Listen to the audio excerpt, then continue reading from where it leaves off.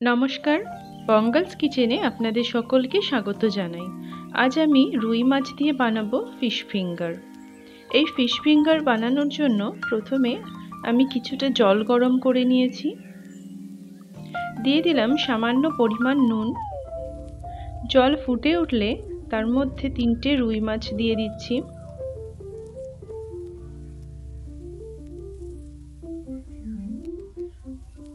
এরপর মাছগুলো সেদ্ধ করে আমি এটা ঠান্ডা করে নেব। মাছের পিসগুলো ঠান্ডা হয়ে গেলে এর থেকে আমি সমস্ত কাঁটা ছাড়িয়ে রেখেছি। এরপর কড়াই গরম করে তাতে দিয়ে দিলাম 1 টেবিল চামচ সরষের তেল। তেল গরম হয়ে গেলে একটা মাঝারি সাইজের পেঁয়াজ কুচি করে দিয়ে দিলাম। পেঁয়াজটা হালকা করে ভেজে নেব। পেঁয়াজ হালকা ভাজা হয়ে গেলে তাতে 2 থেকে 3টে কাঁচা লঙ্কা কুচি, আদা কুচি এবং রসুন কুচি দিয়ে দেব। আদা রসুনের কাঁচা গন্ধ চলে গেলে তাতে দিয়ে দিলাম সামান্য পরিমাণ হলুদ গুঁড়ো, হাফ চা চামচ জিরে গুঁড়ো এবং হাফ চা চামচ ধনে গুঁড়ো। আবারও সমস্ত মশলা ভালো করে মিশিয়ে নেব। এরপর এর মধ্যে দিয়ে দেব সেদ্ধ করা রুই মাছ এবং 2টো সেদ্ধ আলু। সবকিছু ভালো মতো মিশিয়ে নেব।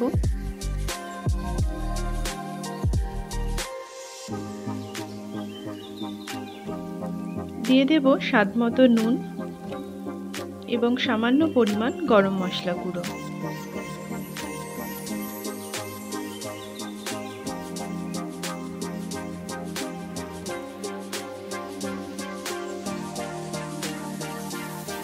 এরপর নামানোর আগে উপর থেকে সামান্য পরিমাণ ধনেপাতা কুচি আমি ছড়িয়ে দেব।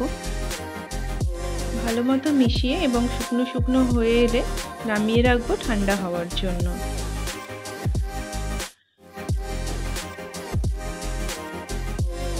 এবার ঠান্ডা হয়ে গেলে এর থেকে কিছুটা অংশ নিয়ে আমি আঙুলের আকারে গড়ে নেব।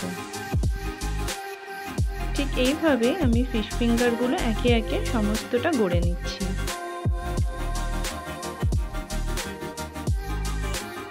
এরপর একটি বাটিতে নিয়ে নিয়েছি 3 টেবিল চামচ কর্নফ্লাওয়ার,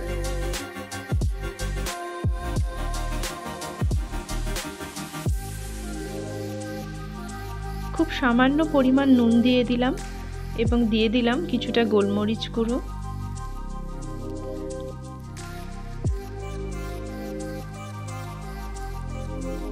এরপর এর মধ্যে অল্প অল্প জল দিয়ে এটা একটু পাতলা করে আমি গুলে নেব।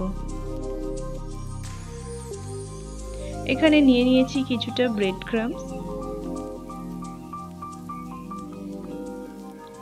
এবার আলু ও মাছের মিশ্রণটা প্রথমে কর্নফ্লাওয়ারের গোলায় ডুবিয়ে নেব, তারপর এর মধ্যে ব্রেড ক্রাম্বস মাখিয়ে নেব। কর্নফ্লাওয়ারের বদলে আপনারা ডিমও ব্যবহার করতে পারেন। ঠিক একইভাবে আবারও এটা কর্নফ্লাওয়ারে ডুবিয়ে ব্রেড ক্রাম্বস মাখিয়ে রাখবো।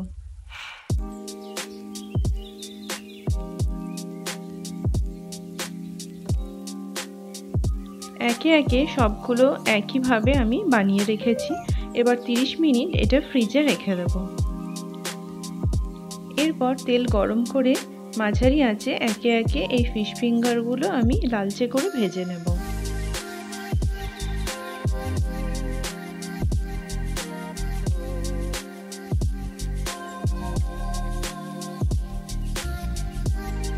টমেটো কেচাপ, মেয়োনিজ বা কাসুন্দির সাথে এগুলো বিকেলে জলখাবারে চায়ের সাথে সার্ভ করবেন, খেতে ভীষণ ভালো লাগবে।